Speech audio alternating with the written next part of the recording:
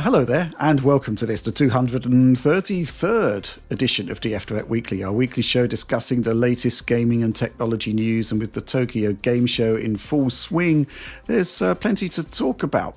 Joining me to discuss it, first of all, Oliver Mackenzie. Hello. Yes, Rich. Well, what can I say? It's an exciting show with Nintendo, Sony, and Microsoft all represented in good measure. Mm-hmm. Yep, exciting stuff. And hello, Alex Battaglia. Yeah, we've got our TGS, our SOP, and some other acronym that I can't think of right now. A lot of stuff to talk about. Okay, good stuff. But before we go on, of course, please do consider supporting Digital Foundry, now a fully independent media entity at patreon.com/Digital Foundry, and examine our merchandising wares at store.digitalfoundry.net. But with that, let's go straight into our first news topic. Okay, so we're going to be talking a fair bit about the state of play that was released this week. A few key tech games that we want to talk about here, including our first look at Marvel's Wolverine, shown running what I think is the quality 30 FPS mode on a PlayStation 5 Professional. It's highlighted as a gameplay trailer. However, the disclaimer talks about gameplay and cinematics. Which brought about a curious resurgence of angry Alex. Alex, let's talk about your anger, which is quite apt, bearing in mind the mature rated Wolverine this is true. We're going to be discussing. Similar level of anger here. No, not really. This is just a nitpick for all the AAA publishers out there. I feel like the phrase gameplay has been, as a description for a trailer, has been kind of drawn out in its meaning. Because this is definitely, I wouldn't doubt at all that Insomniac would put out something that isn't real time or anything like that. But it's more like if you have like a QTE segment where the camera like moves without player control and the player is hitting like one button or no buttons, or if you show a bunch of cinematic stuff that is definitely not player controlled, and you have like 10% of a trailer or something like that that actually has uninterrupted camera movement that's brought about by the player, then I almost feel like you're really stretching the definition of the word gameplay to describe the trailer in the first place. Other trailers we'll be talking about later on from this show or elsewhere do seem more like what I would consider a traditional gameplay trailer. But AAA people, like, come on, like just describe it as like debut trailer or something like that. You know, do something, right. Say something different. Don't call it gameplay. But they've done a debut trailer already. Then do a double debut trailer. Another one. I don't know. I don't know what it was, but like, my goodness, just call it something different, man. Okay, fair enough. Do you actually have any comments about the content? I think Oliver's got a lot to say here, but you know, okay. I think this looks like a visual continuation of stuff we've seen in Spider-Man 2 to a great degree. I don't know, Oliver, what do you think? Yeah, I mean, I thought this looked pretty great, although there are a lot of notes of continuity, I would say, with prior Insomniac titles. Wolverine himself is a very nicely realized character. Like when you look at those close-up facial shots, he has a very kind of fleshy look, and I like the skin shaders. He looks very real.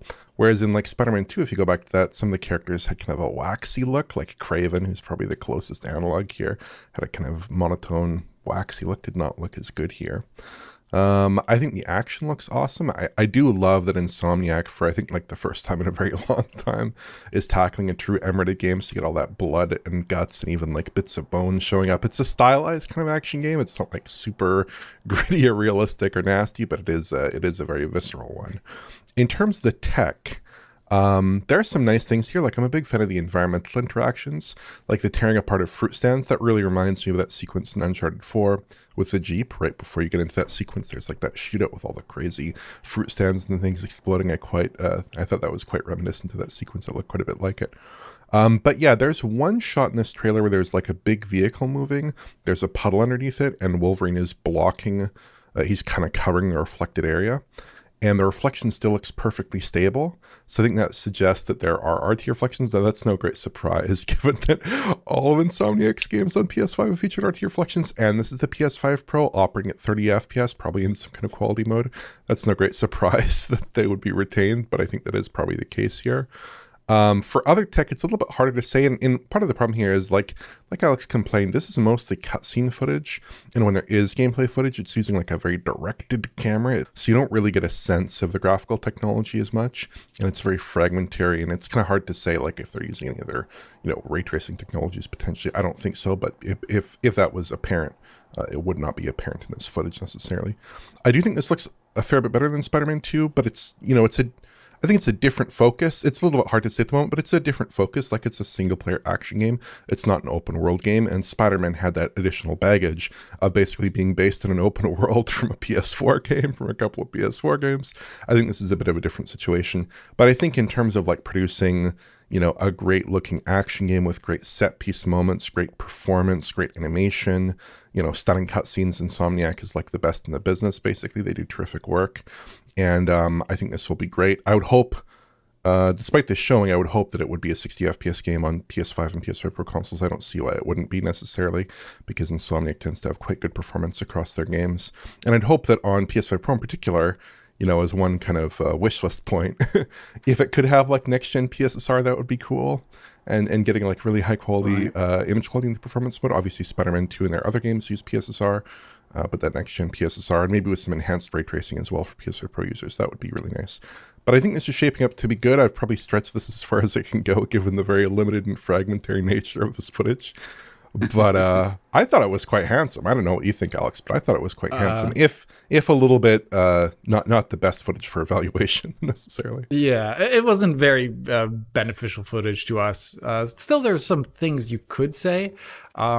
We are presuming that it is the quality mode on PS5 Pro because the footage was presented at 30 FPS. But another owing factor to that is that the footage on YouTube was also presented at 30 FPS, which is, obviously the game. I don't imagine the game was recorded at 30 FPS, but I imagine that it was broken down at some point when it was edited to be a 30 FPS trailer. Through that, you could see still some stuff that surprised me a bit. The game was actually using film grain. You could see that through YouTube. I thought that was kind of interesting. Usually you don't see that through YouTube.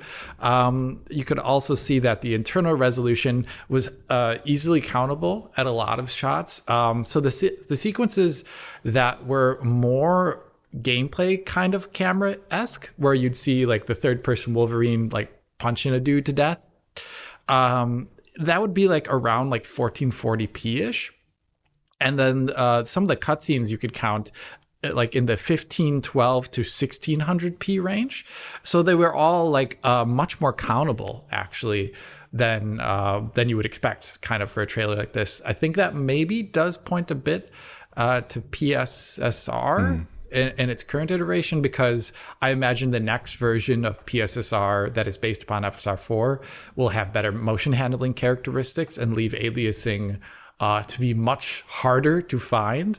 FSR4 is like when you see it in motion, it's wonderful technology, by the way. When you see it in motion, presuming the PSSR 2.0 is like that, like whenever you get like a moving edge, it is usually very well anti-aliased. You don't see like sparkle and edge staircases and stuff like that. So, but given the release time frame of this game and everything Mark Cerny told us, it, like Oliver said, I think it would be wonderful if this was one of those debut titles, and it wouldn't surprise me if it is, because Insomniac's engines tend to be at the forefront of all things technology that are capable, like that the consoles are capable of, including being like one of the first ray tracing games on console, right? So I would not be surprised about that. Like Oliver, though, it's hard to really take a good look at a lot of areas in this trailer and say like, oh, this is definitively that. One thing that I probably would guess at is that it is using something like shadow maps, because when they're in that one hallway scene, that kind of like reminiscent of the old boy alleyway, he's like punching up those dudes. If you look at all of the shadows from like the environmental geometry cast along the wall there, you can see that there's Peter Panning effects, like parts where the geometry meets the wall.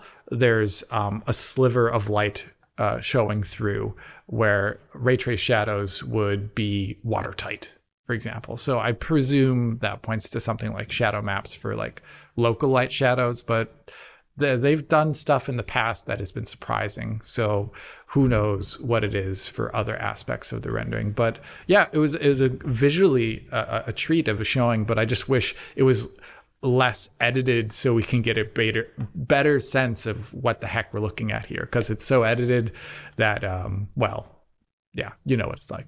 Yeah. I know exactly what you're talking about, Alex. I think going back to the original Marvel Spider-Man, they actually showed the sequence, the construction site sequence, which was a lot more gameplay than what you're seeing here. You got a real idea of the flow of the game. It just looked fantastic. And that was like years ahead of the actual release, if memory serves. But even so, just my thoughts about this. I mean, it's actually really cool to see a AAA game, like, high production value AAA game, not using Unreal Engine 5. It actually bizarrely comes as a breath of fresh air, weirdly enough. But that is the extent of the proliferation of Unreal Engine at this point, where actually when you see something using a very, very different technology, it actually stands out in a fantastic way. I think the way they've actually evolved the art style to match the content matter, I think is really, really cool as well. Character rendering, top notch. I'm really excited for this. I do think, it might be too early to be talking about 30 FPS quality modes. I think, there's going to be a lot of decisions made in terms of what actually constitutes a quality and a performance mode that will probably be happening in this final year of development. If you think back to the stuff that was there in Marvel Spider-Man 2, they basically had this sort of grab bag of different ray tracing effects that you could actually enable on your own to experiment with. So there's a lot of potential ray tracing technologies that they could get that could go in at some point. The next generation PSSR, I think that's kind of like surely a lock, bearing in mind it's coming out towards the latter end of 2026. As opposed to any sooner, and we know that the FSR4 based PSSR is going to be in 2026. I think that's a lock. And yeah, I mean, based on everything we've been looking at with the Int 8 version of FSR4 running on RDNA 3, which one might assume would have some commonalities with what is going to happen with PSSR. I think that's potentially pretty awesome. What can I say? I'm really excited by that. I mean, what more could we say at this point? It was just it was almost like a tease. Yeah. And I can understand your frustration on that, Alex. But, I think I'm just looking at the PlayStation YouTube channel, 5.5 million views in a day or so. That's just, the anticipation level for this game is off the charts. Also, kudos to Insomniac for actually doing a mature game for this. I think it's what people wanted. Yeah. And that trailer kind of like hammered home that they're just not holding back here. They're going all out there in terms of the violence, which I think is what people want. And, we've not actually seen any kind of animated Wolverine that is this violent.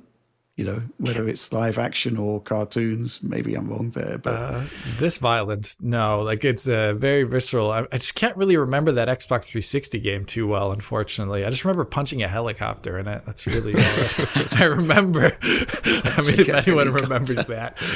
It happens. It was an Unreal Engine game, I think, too. So it looked at... Was that X-Men Origins? That might be it. It's a pretty good game, yeah. Well, you have got the kind of equivalent of punching a helicopter in that you've got that tantalizing shot of Wolverine facing off against a Sentinel there at the end. This is true. which I guess that's the other thing, of course, the set pieces that Insomniac do or have shown to do with Spider-Man, bring those skills over to Wolverine. I think it's going to be tremendous. So, yeah, hugely exciting. And I do think it is still a tease. Yeah, not quite a gameplay trailer. I get what you're saying there, Alex. Yes, thank you. But any war before we move on? No, I think we're good to go. Okay, let's move on to our next news topic. We're going to be sticking with State of Play by talking about Saros, which is the game that's coming out from Housemarque. We've had a teaser trailer already. This time we actually did. Alex, are you taking any sort of You going to be giving any criticism about this being a gameplay trailer? Not at all. Thank you. Okay, No, this is good. definitely gameplay as I understand it. And I think most of the world understands it. So this was a gameplay trailer. Yeah. Most of the world. Okay. Why don't you take it away then? Talk to us about Saros. I mean, fundamentally, it is Unreal Engine 5, I think, because Housemarque have moved on to that. But they did, to be fair to them, bring their technological flair to the engine with Returnal, and I'm expecting the same here. But what do you think? Yeah, this one's interesting to look at because it is mooted as Unreal Engine 5, I think, like after the fact. I don't think that was played a big part of the discussion in the trailer itself. No, I wouldn't say so. But when you look through it for hallmarks of Unreal Engine 5 technologies, I don't actually think you come across them so easily. Part of that is due to the darkness in the environmental art, making it hard to make decisions, like from my perspective, like whether this is the thing we're seeing on screen. But also because Housemarque in the past, actually in their usage of Unreal Engine 4 specifically, have done a lot of stuff that is completely and utterly custom, like the lighting in Returnal was not at all the bog standard stuff you'd find in Unreal Engine 4, because the game required real-time lighting of the areas because it was constantly rearranging the map in front of you. Stuff that Unreal Engine 4 specifically wasn't at all designed around. So here it wouldn't surprise me actually if this is just me saying things that I don't have a great basis in based upon the trailer ahead of us, but it wouldn't surprise me if this is a version of Unreal Engine 5, kind of like the finals or Arc Raiders is going to be a version of Unreal Engine 5 where, yes, it does use that engine, but a lot of the stuff that's driving like shadows, lighting, or even just the physics of the game, etc., the particle systems, they may be completely different than actually the stuff that you find in base Unreal Engine 5. So it'll be using the engine, but it's so heavily customized in a lot of areas that it stops resembling it in key points. The trailer, I thought, looked excellent. This was really good. I really did enjoy the fact that it was like a free camera moving around, showing you how stuff works. It is 100% a sequel in everything but name to Returnal. The gameplay systems here are all that like bullet heli, third person combat, but with a lot, I think there's more tools this time around. There's still like a dash, which seems to give you like invincibility. But there's also some sort of active shield mechanic, which allows you to power up by absorbing enemy shots and whatnot. And they did kind of like the original trailer for this game, emphasize the fact that there's going to be greater progressions between death, because you did lose a lot of all of everything you built up in between your runs in Returnal, and that made the game a lot harder and I think a lot more frustrating to most people. It's a game that's an acquired taste, I would say, but I think adding in more functionality that does have progression between the deaths of your character would make it an easier game. I did like the way this looked visually, but at the same time, they did say it's running on base PS5, so I'm curious to see what like other versions of the game look like, if this is the base version. But I thought it looked great. I don't know. Oliver? Yeah, it looks a lot like Returnal. It's similar in some ways, like all the crazy particles and the crazy boss with all like the skulls or rocks floating around her towards the end there. That was cool looking, by the way. Yeah, that feels very like crazy in Returnal, and like I don't really see that every day in games, except for like, like the Astrobot and whatnot that does some crazy things with physics as well. But this time it's built using Unreal Engine 5, but like Alex, I did not really note any specific UE5 technologies necessarily. Actually, there were some moments in particular beyond that where the player shadow is like still visible in shadowed regions, which to me was like, is this like baked shadows? But would that make sense if they're doing like some randomized environment? I thought that was an interesting detail, just because I was seeing the player shadow most of the time if you look closely when he's in shadowed regions, which I thought was a little unusual for sure. It has a fairly diffuse look. There's not a lot of glossy surfaces, lots of matte surfaces, And so it's kind of hard to get a read on, like, is this, is this luminous something else? And in the cases where they do have glossy surfaces, they're like very, the reflection detail is mostly in screen space. There's nothing really that you can observe there. But the one development here that I think a lot of players are going to welcome is that it is a 60 FPS title on PlayStation 5. Given their pedigree, I don't think there was any doubt about that. Image quality isn't amazing. I think, Alex, did you have some pixel counts around 1080p there? For this yeah, I counted a number of shots. Some of the edges were round, so it was hard to actually see because there is straight geometry in this environment here that allows for good pixel counting, but some less good. But it was usually around. I got numbers that were like 1080p or 1152p around there. So, but that may just be shenanigans. It may actually just be straight 1080p, kind of like Returnal was, right? Yeah, although I would hope they wouldn't do that weird thing where they were like doing a TAU and then a checkerboard or something like that. And who knows? Looked bizarre. It resembled a 1080p image much more than like a really high resolution one, I would say, in the end with Returnal. And I would hope that here, at least they've maybe evolved that set of techniques, or they've done something else or something to produce a better result in the end. I guess we'll have to see there. But yeah, beyond any visual details, like Alex said, it feels a lot like Returnal with maybe some of the sharp edges sanded off a bit. I would hope so. If just because, for me, Returnal was a very tough game. And here, if they give you, their tagline for this title is, come back stronger. So if they're giving you these permanent upgrades, this large set of permanent upgrades, and they're giving you maybe a more directed experience with like a larger cast of characters, and a game that's ultimately a little bit less hostile and feeding you more elements of progression, whether that's narrative progression, whether that's gameplay progression, player progression, I think that's probably a good thing. And maybe also not resetting your progress to the halfway point when you die, which is pretty intense in Returnal. But yeah, I hope they do... I hope they achieve some success with this game, because I did think Returnal was entertaining and it was a good game. It was also a little bit tough and perhaps challenging in some ways that, at least to me, were not as appealing. So maybe they can achieve a little bit of a wider kind of appeal with this game, I would hope. Mm-hmm. Yeah, I mean, what do I think of this? I mean, first of all, I just think it's fantastic that a first-party publisher is making games like this, investing in games like this, because obviously Sony's attracted a lot of criticism for the nature of its first-party exclusives. And was it Alex that the phrase you like, sad dads? Yeah, I mean, well, it's not super descriptive, but yeah, I do like the phrase sad dads. Yeah. But ultimately, it's a fantastic-looking game, and you had a showcase here that just goes to town on gameplay mechanics and basically saying, hey, this is really cool, check this out, which I think is really, really fantastic.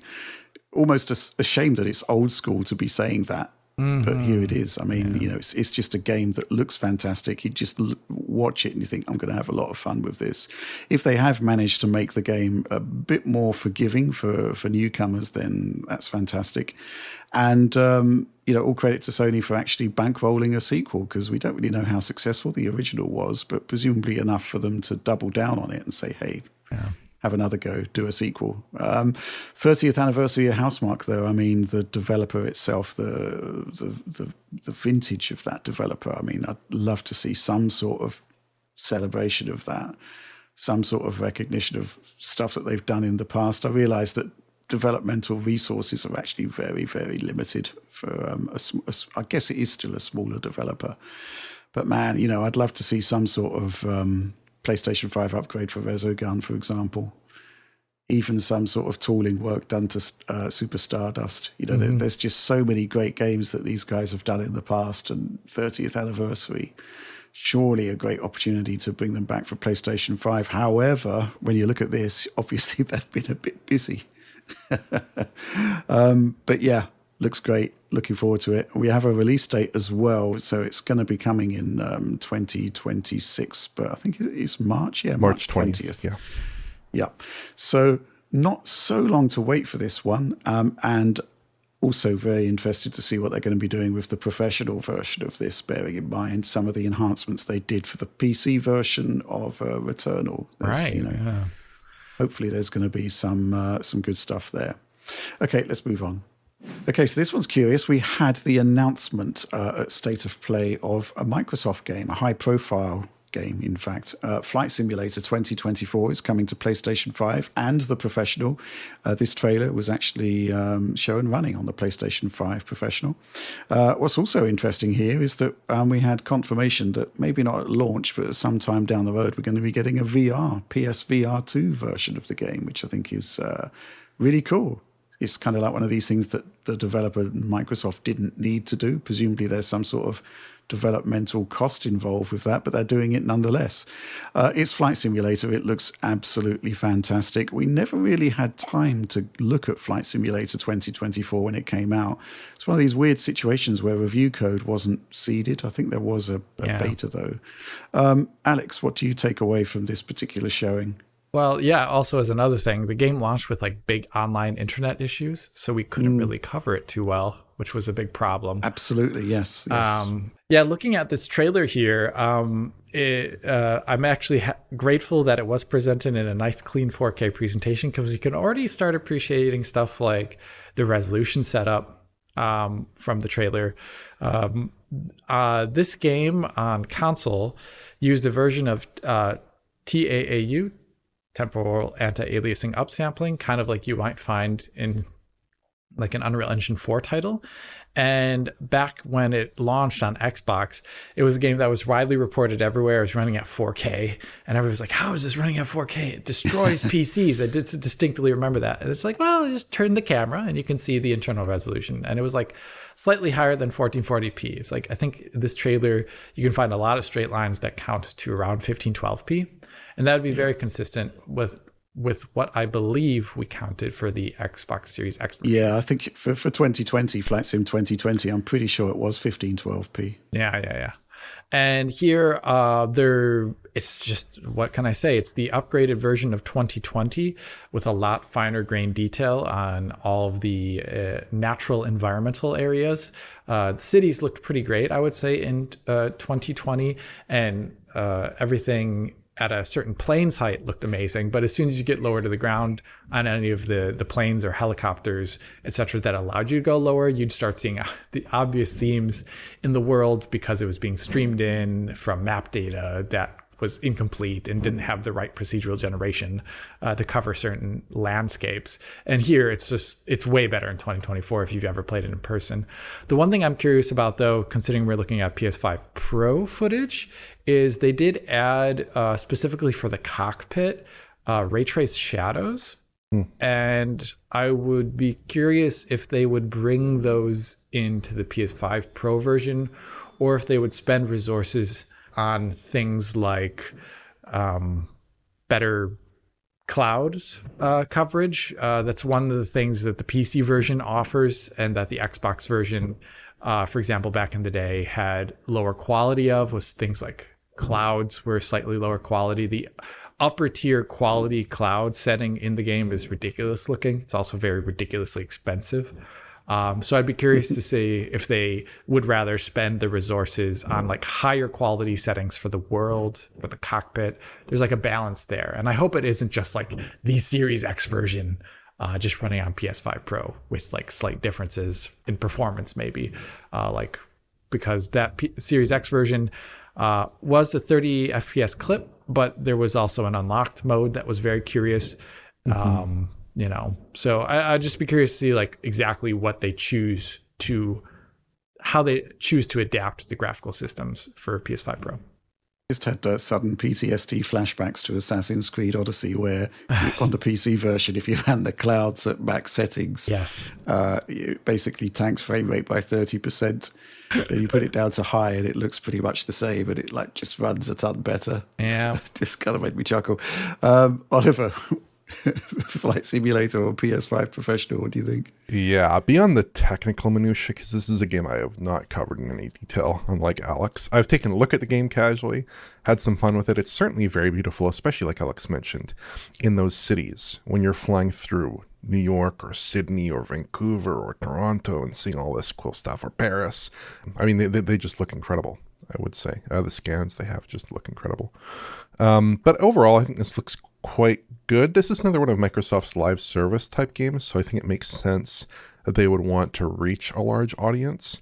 But I'd still imagine with a game like this that in many cases is best with specialized hardware, cockpits, whatever, flight sticks, that the largest audience would be on PC. I think this is one of those games that I think probably shines on a dedicated PC, multi-monitor setup, whatever you have going on. That's probably the best setup for this game. But I presume they've done the math and determined this is a good idea regardless. But yeah, this is part of the whole slate essentially coming to PlayStation 5 in one form or another. There are not many games left. I mean, I did a quick tally here, and there's like Halo Infinite, Forza Motorsport, Starfield, couple smaller ones like Gears Tactics and South of Midnight as well. There are a couple games in there that have been released on Xbox that have not yet been announced for PlayStation 5. And then of course, there are some games that are coming out in the future that have not yet been announced for PlayStation 5, but we probably presume will be coming in some form. So I think this is just like another, more evidence that Microsoft is trying to shift their strategy over to a multi-platform strategy. And I hope it works out well for them with this game. It's not like one of the games that I think people had on their lists as being like, this is for sure primed for PlayStation. But if there is a large flight sim community on PlayStation that I'm not aware of, I hope this can be a big success for Microsoft. And I hope they can reach a new player base on PlayStation. Mm-hmm. Yeah, we got this supporter question from Todd Weitzel. I'm fascinated by the business arrangement of getting PSVR 2 support into Flight Sim 2024. Do you think Sony is subsidizing it as a last-ditch attempt to move PSVR 2 units, or is Microsoft funding it on their own prerogative? I don't think Sony is going to be investing any sizable amounts of cash into PSVR 2 at this point. No. I think it's probably just an adaptation of the work that they've done for the PC version. Kind of makes sense. I don't think, if Sony suddenly came out saying, hey, by PSVR 2, you can play Flight Simulator in VR, it's probably not going to shift the needle for PlayStation, for PSVR 2 units. So I think it's just a cool thing that Asobo wants to do. Yeah. I don't know what you think, Alex. Well, I think it's interesting because, I do think, like you, it is just an adaptation of the PC stuff, and they support a lot of peripherals on PC. So I don't see why they wouldn't also support the few peripherals that PlayStation offers, and that's one of them. But performance is a question I have, because this game is very CPU heavy, especially when you fly over cities, and you in a VR setting, you don't want to go below 60. If they're just I'm curious to see if it will actually be 60 FPS internally, or if they just rely wholly on asynchronous time warp. Because as soon as you get into any of those cities in this game, a Zen 2 processor is like slightly above 30 FPS there, not too much higher than 30 FPS. Yeah. It obviously, you're quite right. Those cities are actually really, really demanding on CPU, and it's especially if you're unlocked, then the consistency just goes out the window. Yeah, so I'd be curious to see what it, just like my question earlier, what do they actually bring to the table there? And if it is actually a good experience, because I think, having used VR, I don't think asynchronous time warp is good if you're just, or whatever the equivalent name of it is on the Sony side, is anything really good if you're using it the entire time to hit your refresh rate. I think it's something you have to use for those rarer moments, but if you're just using it for large stretches of times, like the double image effect, as well as the kind of, I don't know what it's like, but when you see the world moving at a different rate than your head, it just starts feeling really trippy. It doesn't feel very good. Yeah. So it's a nice thing to cover the patches where it doesn't work out, but it can't be for a large portion of the experience. Okay. Any final thoughts, Oliver? No. I think with all the PSVR stuff here, it is definitely an Asobo thing. They already have a VR implementation on PC. I imagine they're just bringing that work over to PlayStation. I couldn't imagine in an era where Sony has basically stopped first-party software support for PlayStation VR 2 that they would be very invested in that as a games maker. I think they've basically given up on the platform. I mean, not given up. There's still obviously games coming out. But one example of that is just in this showcase. Sony typically in their showcases gives at least some amount of coverage for PlayStation VR titles. And outside of this, I don't think there was any PSVR title, any dedicated PSVR title out for PlayStation 5 consoles, or indeed a title with an alternative mode for PSVR 2 systems. systems. So yeah, I would not expect that. I mean, whatever the merits of this PSVR implementation, as Alex pointed out, hopefully the performance will be better, at least than we see on PC. Perhaps it won't be, but whatever the merits of it, I don't think there's any explicit support from Sony going into this effort. Okay, so this is a topic that's been hotly contested and debated for some time now. How much is the Xbox ROG Ally X actually going to cost? Well, pre-orders are open now, and we do actually have some idea. In fact, we have complete ideas of what the pricing is, and it's quite high, should we say, especially in the US. Let's talk about the base Ally first of all. $600, £500, 600 euros. Ally X, the one that we're really looking forward to, $1,000, 999 of your US bucks. £799, 800 pounds, 899 euros. Wow, that's quite expensive for an Xbox, a console. It's certainly going to be interesting to see how much of a take-up that is, that there's going to be for that. Oliver, what are your thoughts on this? I mean, on the one hand, it's expensive. On the other hand, we were kind of expecting it. Yeah, I think at least in most markets here, in Europe, the UK, Canada, it's basically as expected. The prices line up with the early leaks. So you have an £800 price, for instance, in the UK. You have a €900 price across Europe, which is high, but relative to other devices in this category, like the Lenovo Legion Go 2, that costs, I think, a few $100s more. Relative to, obviously, like the GPD Win 5, that's like, $500, $600, $700 more, depending on the configuration. Could be a lot more money than that. So I think in that context, that is a reasonable price. I think the surprise here has been that the US price seems to be $100 more than anticipated, because there was an earlier leak saying that it would be $550 for the base console. That's a $600 device now. $900 for the Ally X. That's apparently $1,000 now, or $999.99, like equivalent to $1,000. Yeah. So I think what's going on here is basically there are two possibilities. The first possibility is just your standard question of margin and how the regional prices should be divided. A $1,000 USD asking price puts it more in line with the European pricing of the device, and actually a little bit more expensive than the Canadian pricing of the device, but puts it in kind of that realm, whereas usually with these products, very often with these products, we see a substantial discount for US users. So the price in euros, for instance, will be the exact same nominal figure as the price in American dollars. The other possibility, which is a bit more interesting, is the idea that some of these tariffs have been priced in, these recent tariffs. So in terms of their exposure to tariffs, there could be a few possibilities. One possibility is that they're just pricing a little bit higher, up a little bit more conservatively, because they think there's some tariff risk. Another possibility is that they have some limited individual tariffs on aluminum and other material components that could go into the device that could be pushing their prices a little bit higher. And the third possibility is that they are potentially experiencing some larger tariffs in line with maybe that 30% baseline tariff, which is the tariff on Chinese goods at the moment. ASUS itself produces, I think, all their products at the moment in China, or at least that I could find. But it's important to clarify here that computers aren't affected by the 30% baseline tariff at the moment, but consoles are affected. So I guess this is a question of identity, right? If you're US CBP, do you see the ROG Ally? Do you see the Xbox Ally as computers? That's certainly my opinion. I mean, they have, keyboards, software keyboards. They're Windows devices fundamentally. They seem much more like a computer or like a tablet, which I think US CBP considers tablets in the same category as computers. They fall under the same category. They would be exempted in the same manner, I presume here. Or is it more of a console, right?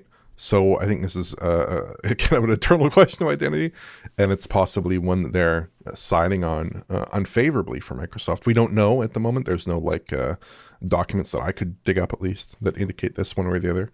But if it is indeed being treated as a console, they would be subject to 30% premiums above the import cost. It's a very high amount, and they would have to price it in to some degree, I'm sure. But just the kind of regular price, absent that whole factor, I think it's high. It's not the price that you would think is reasonable for a new portable game console. If Nintendo priced a Switch to you at $900, I don't think they'd have enormous sales. It's not a mass market price. It's a price for a firm or a set of firms, in this case, because you have Microsoft, you have Asus, that want to make a profit, want to build market share, have to balance those two priorities. I think it's a reasonable price in that view, but it's not a console clearing $500, $400 price tag. Yeah, I agree. This is a tricky one, right? Because, well, how much more capable is the Z2 Extreme versus the Z1 Extreme? And, because there's a proliferation of Z1 Extreme devices out there, many of which have been discounted several times over at this point. So there's going to be kind of like a performance versus price equation to do between, original ROG Ally, especially the ROG Ally X, which has the 24 gigs of RAM, which I do think is very, very useful. Mm-hmm. That's also shared by the Ally X, by the way. So, it could well be that the Ally X, the standard one, actually starts to look really quite compelling. And the concept of support for the Xbox features, software features, people have already got them running on the ROG Ally. Which I thought was quite an interesting turn of events. Yeah. So I think there's two ways to look at it, right? In terms of prevailing market conditions and tariffs and whatnot, and the fact that there is actually a lot of high-end technology within the Ally X. I mean, it's 4 nanometer processor, about 233 square millimeters.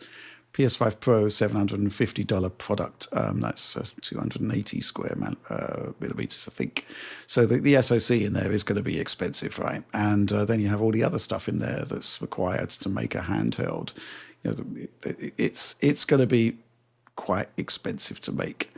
So yes, I mean, in that respect, the pricing kind of looks okay in the view of other Z2 Extreme handhelds, the Lenovo Legion Go 2 is being mooted, for comparison, because the price there seems to have gone completely crazy.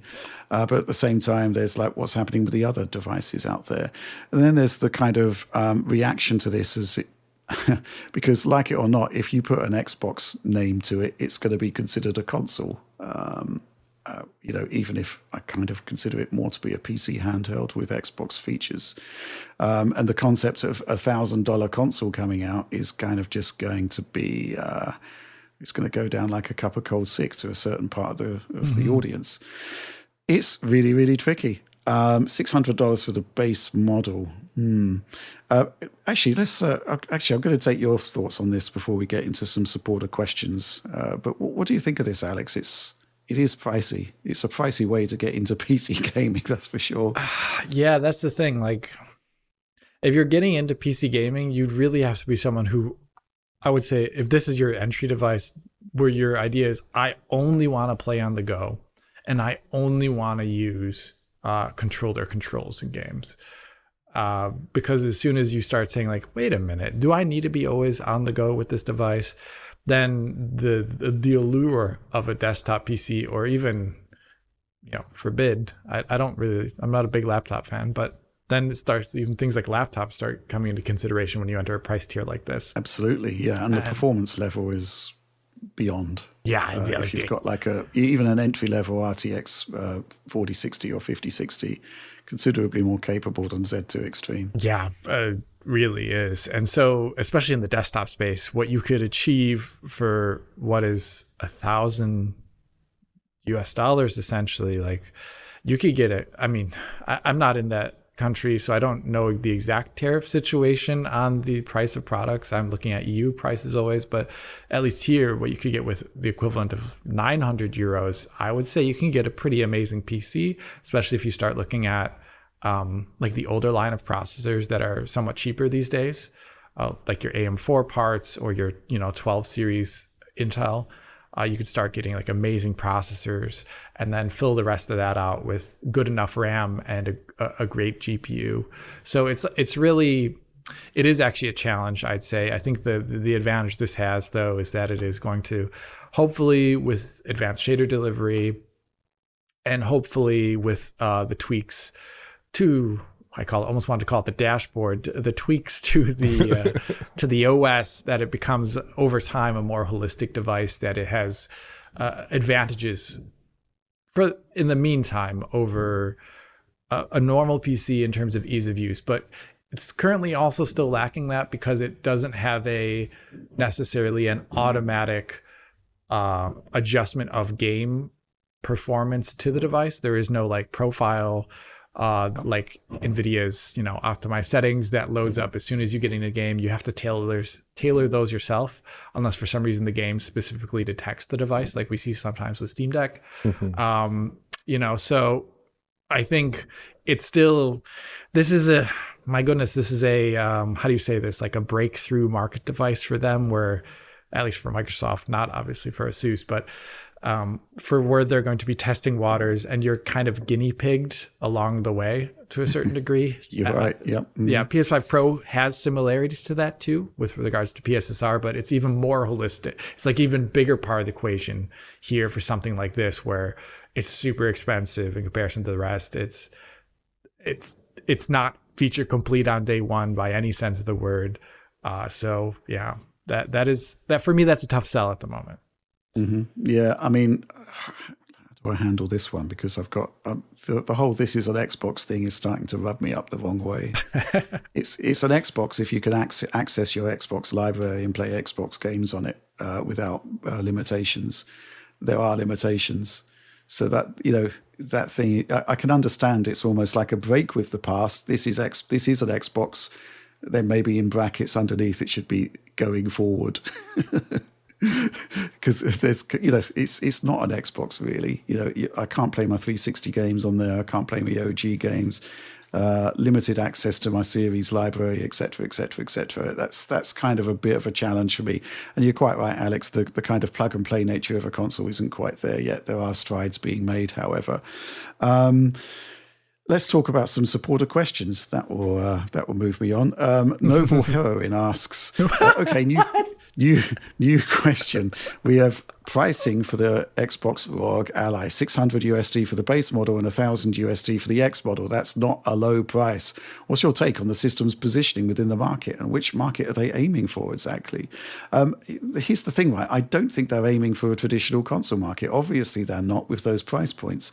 You have got the $600 one in there, which the non-X Ally, but the power gulf between that and the X is quite significant, very significant, because it is essentially an offshoot of the Steam Deck's APU, which is nowhere near as good as Z2 Extreme. So system positioning, I think it's just aiming at, it's looking to expand the PC handheld audience, who are used to spending quite a lot of money on these devices. I can't see it looking to dramatically increase the size of that particular market segment. What do you think there, Oliver? I'm curious about your take on that. Yeah, I don't know that they're really thinking about positioning in the market. I think they're really trying to find a point at which they can make some money and not necessarily, get it in such a way that it will expand that market hugely. But within this kind of realm of dedicated PC handhelds, the other devices are, for the most part, comparable in price or more expensive. If you look back to devices like the Ally X, that's a pretty similar price. Legion Go 2, much higher price. Other devices, higher prices as well. It's just when you start looking at the broader handheld market, it gets a little bit less clear, like the Steam Deck at the moment. You can get an LCD Steam Deck model for $320 American on the Valve store. It's on sale currently. I'd venture those are models that look pretty favorable up against the cheaper ROG Ally. Certainly much, much cheaper than the Ally X. And then, of course, in dedicated gaming handheld land, you have the Switch 1, Switch 2, much cheaper devices. Switch 2, probably in a lot of respects, pretty comparable handheld experience, if not a better handheld experience, I'd venture, than that cheaper model. In terms of game performance, I would think, based on at least on my own testing, in a variety of software.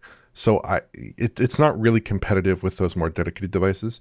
It is competitive with the Windows handhelds, even though that's like, this is a slice of a slice of a slice of a gaming market. It's a pretty small portion that I'm comparing it to. Yeah. But within that market, it's a competitive price, I think. Mm-hmm. Yeah, well, we've got this that kind of dovetails into this supporter question from Eric Hurst. Hello, gentlemen. With the check notes, Asus Republic of Gamers Xbox Ally starting at $600, that puts it smack in the middle of the two Steam Deck OLED SKUs. I've heard you say multiple times before that Steam OS is what truly sets the Steam Deck apart from other PC gaming handhelds. However, the new Xbox experience on the Xbox Ally seems quite promising based on early impressions from those on regular Allies. With the price being what it is, and assuming that the Windows 11 handheld experience has truly improved, including not requiring me to plug in a keyboard and I'll add mouse, do you think the Xbox Ally could be an ideal mainstream competitor to the Steam Deck? Cheers. Well, Oliver, I'm going to go to you again on this one because tricky, isn't it? What could I say? The OLED is a really special piece of kit, I think. But I'm not sure if the non-X Ally has a VRR screen. Do you? Both devices, I believe, have the same screen, which is sourced. It's the same panel as right. Okay, so it will have VRR then. Will have VRR. That's useful. So that is potentially a big advantage. Is that if you want to play a really demanding game that needs a fast CPU, that needs a fast GPU, that Ally X looks favorable. If you want to play a game that in general, just you think it will have spotty performance, you don't think you'll be able to hold 60 FPS, 30 FPS, 90 FPS, 120 FPS, whatever your frame rate target might be, then having VRR is a huge advantage. I think on these devices, like on PC, VRR is a nice to have, I think, at least for me, nice to have, not necessary to have, because in most cases I can lock to 60 FPS just fine, or I can lock to 120 and lock to 90, whatever. On handhelds, getting that precise frame rate lock is much more challenging, I find. So VR is actually a huge boon to this device. And then there are some things you can do on a Windows-based device you cannot do on a SteamOS-based device.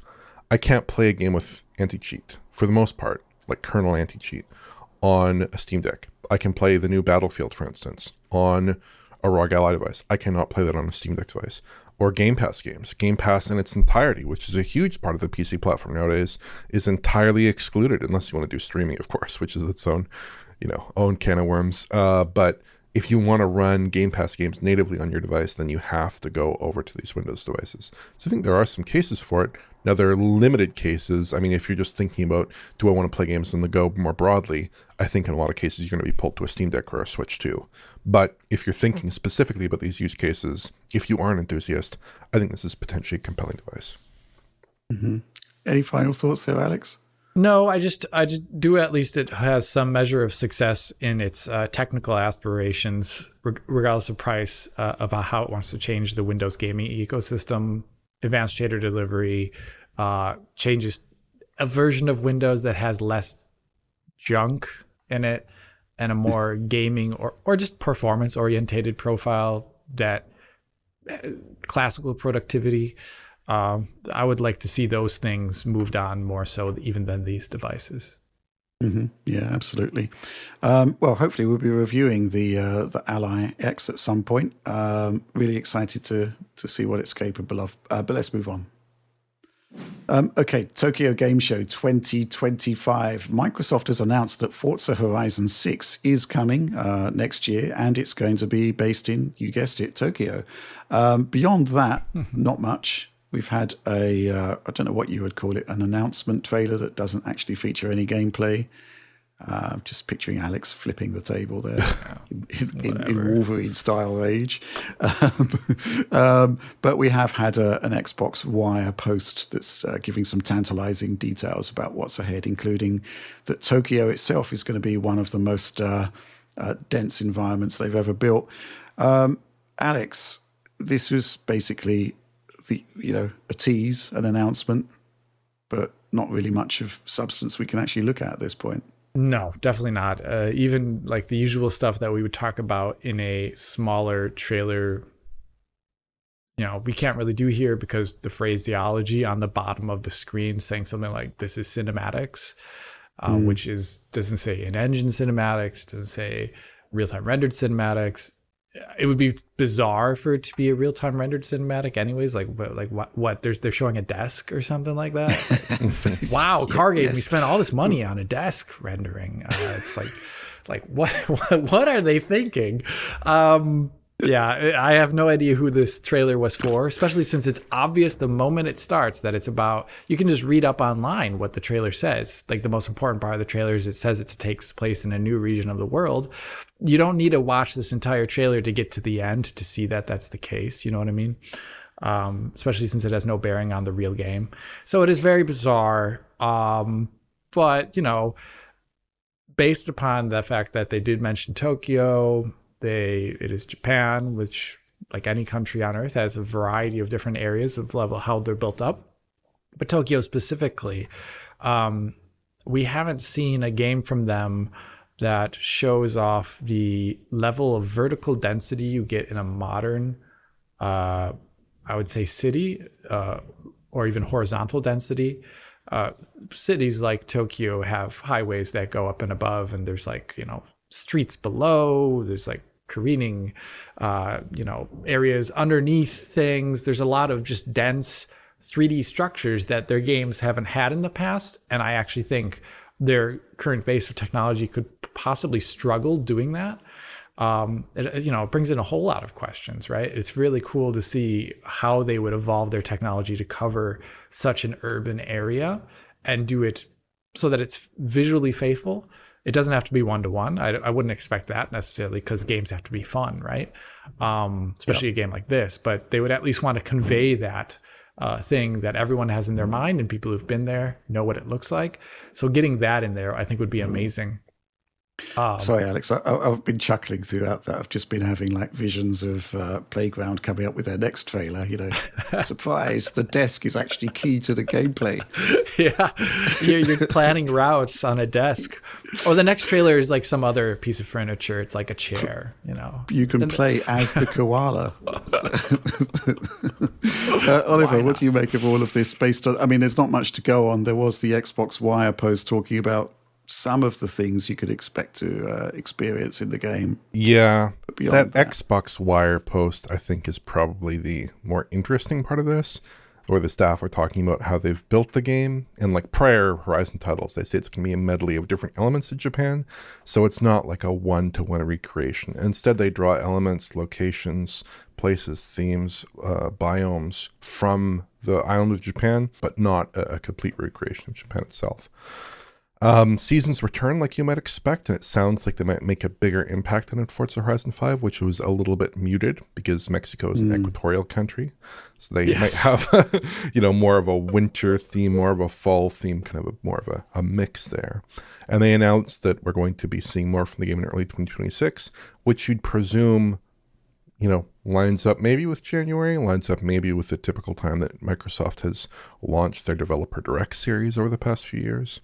So maybe we'll hear more about like Fable, Halo, and Gears there as well. They'll show off some games. They have quite a packed slate for 2026 actually at the moment, I would say. But it's nice that we, have this game confirmed, know that it's set in Japan. That Forza Horizon 6 and its Japan location, they've both been rumored heavily for years. But I do wish that we saw a little bit more out of this title, even if that's just a few screenshots, even if that's just 10 seconds of footage. I feel like we'd be pouring over them for days and days. As it stands, this teaser, I mean, it's a very brief teaser. It's basically walking you through with a left to right pan of all the locations that have been featured in prior Forza Horizon games with like postcards. And then it pans over to Japan, which is kind of a nice little bit of place setting, I would say. It's a nice little teaser, but it's not really telling you much about the game's graphics. It's not representative of anything in game. I guess it's probably in-engine, and there do seem like RT reflections maybe in some points as well, but it's like, it's a cinematic trailer. It's very hard to say if that's like a statement of intent. I don't really think so. And it's content that you wouldn't see in game. Again, there are like so few data points that you can draw from this trailer outside of setting and place, and that's pretty much it. If they just showed off like 10 or 15 seconds of footage, I'm sure we'd be pouring over it right now and doing pixel counts and talking about it until we're, tired in the tongue or whatever. We'd have a lot more to say about it. As it stands with just the cinematic trailer, it does make you really want more at the moment. Yeah, I mean, there does seem to be a trend recently of Microsoft announcing something and then telling you that the stuff you actually want to see is coming like not too far in the future. It's just a bit frustrating. At Gamescom, I actually went to a gamesindustry.biz event where a whole bunch of marketeers were sharing like do's and don'ts about how they consider marketing to be successful, and pretty much the the major don't was CG trailers. They've run their course. They don't seem to do anything other than frustrate the audience who, you sort of see, oh, wow, announcement trailer, Forza Horizon 6, and then you watch it and you just don't get any value from it whatsoever. It's just counterproductive and actually makes people feel bad and frustrated. It's not great. So I don't know why why Microsoft is doing this. It's just a bit weird. I mean, show the game. It's presumably not that far ahead. I'm not quite sure what they were setting out to achieve here, other than, okay, it's Japan. We're in Japan for the Tokyo Game Show. Check this out. Maybe that's all they really want to talk about at this point, but it does seem a bit weird. Okay, let's move on. We're going to be returning back to State of Play now, because there was a game that caught our eye. Deus Ex Remastered, Aspire, going back to the original immersive sim game, one of the classics of all time. And they're doing a remaster. And Alex, you've got some thoughts. I think this is a very interesting showing. I'm just generally, I'm happy that if this comes out, and it will come out, that more people will be able to experience the game. The original is it's eminently playable on PC at the moment. There's a wonderful modding community and people who've made DX10 renders of the original Unreal Engine that you can, play on a modern PC. You can change controls, you can swap in textures, whatever you really want to do. Or even more models. There's a lot of fixes that have come about to make this game playable on modern Windows for a long time now, and it's still a classic. Here, the thing I think there's like two things to talk about. Is like Aspire Media. Oh, that's kind of interesting. They've worked on other projects before, but I think everyone, when they thought about a classic first-person game running on one of the like big engines of the time period, I think everyone was really especially one that is like so cult. Like this game is just like cult. Like everyone just loves this game who's into it. Everyone kind of thought this would be a Night Dive thing, and it is really surprising to see that it is not Night Dive.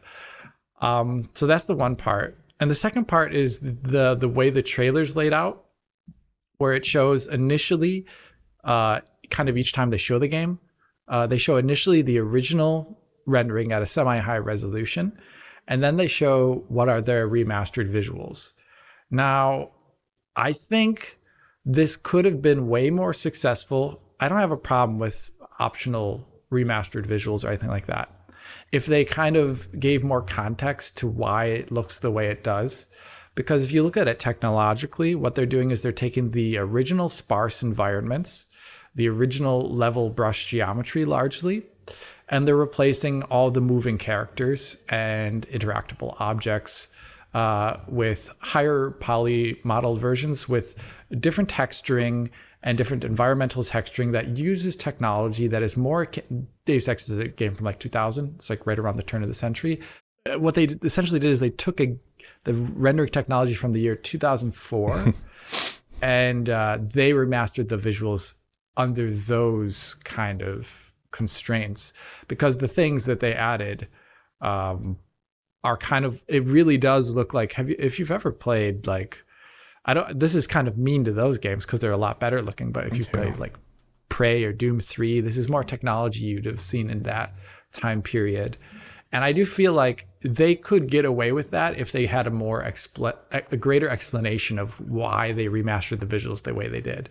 Like they could say like, we reimagined the visuals of this game with the technology as if it was remade in the Invisible War engine. Or if it was, like if they did something like that, they said, we wanted to remaster the game in a retro way. But here we just have like classic artwork being showed contextlessly next to stuff that is visually better in some technical aspects, but in ways that dramatically affect the original art. And if you did without the context of that, it just seems like this is the way the game is supposed to look. And I don't think that is a great way to show off a remastering of a game that is very classic. I think, for example, if Night Dive did this, they would show the game like more like the way your brain remembers it at a higher res and a higher frame rate. and with all these great optional things in the menu to allow you to retain the original visuals, or like vault kind of stuff, like id vault kind of stuff. And that was missing from this unfortunately produced trailer. I think, I imagine these people probably have really great intentions, but the trailer does make it seem like, ugh, we only get this artwork.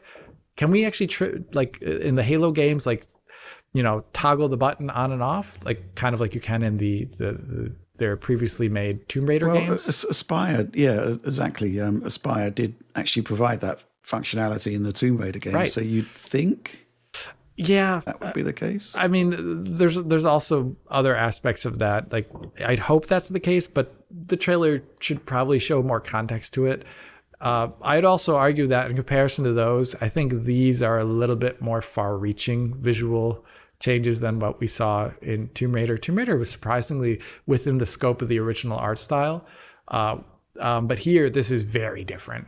Like even like the entire, like just the character models look completely different. So, do you think there was like maybe a hope from the audience that it would be something along the lines of a System Shock remaster, where it was like effectively, you know, redone from the ground up, basically? yeah, the System Shock, I would almost say is the phrase, remake. There's the System Shock remake, which I think everyone would have loved to have seen for this game.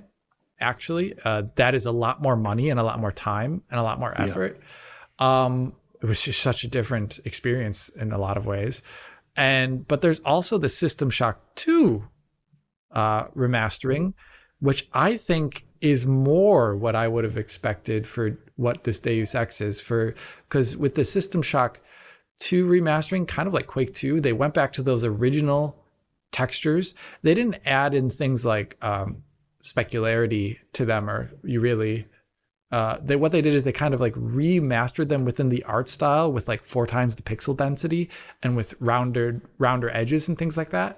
And like Quake 2 looks amazing, or even, you know, System Shock 2's remastering that Oliver played with John just looks amazing if you look at it next to the original. It's like the way your mind remembered it. Yeah. And that is definitely not the style they were going for here. And I think doing that is fine as long as you give a lot more context to why it does look this new way.